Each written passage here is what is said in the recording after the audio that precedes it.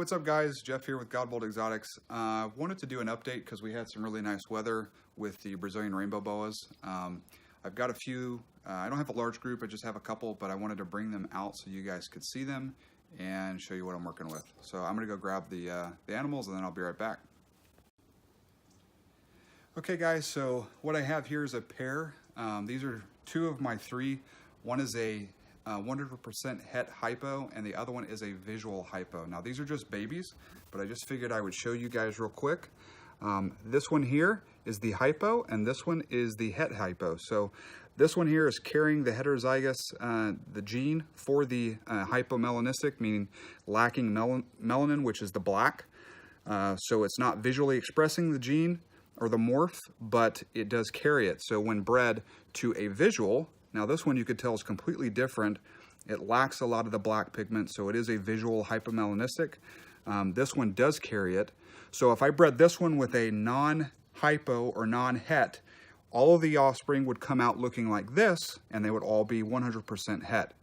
Now if I bred this one to a normal, then you're still not gonna have any visuals, and they would be 66% possible hets. So when you breed the visual hypo to the het hypo, then you should have visual hypos and all of the babies will be 100% heterozygous for the hypo gene. So this is actually a female here and this one is the male. So really pretty animals. Now these actually came from Trace Harden, and Trace selectively bred these for you know, he used really red animals that were the hets. So he bred the really selectively bred red ones into the hypo line, and now he's mixed them up. So the redder the parents are, ideally it's going to translate to prettier hypos. So this is the young pair. Now I'll grab the big girl and show you guys. Okay, so this is Rasta, and Rasta is a 2016 Brazilian Rainbow Boa. She was produced by Glenn Brooks. Came from an East Bay vivarium animal bred to a Dave Calling animal from Rainbows R Us. Now, believe it or not, she is actually opaque. So I will do an update with her after she sheds. She wants to be a ball python right now, but she's a really pretty animal, very red, and I'm hoping that either next year or the year after she'll be ready to breed.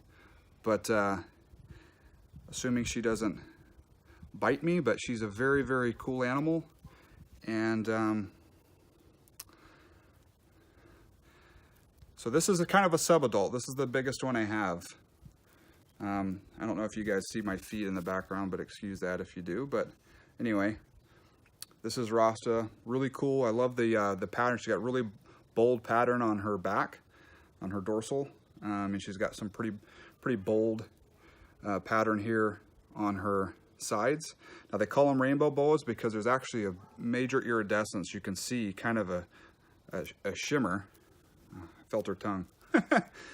A shimmer in her sides when she starts to, when the sun hits it. It's kind of a rainbow color. Anyway, hope you guys liked them.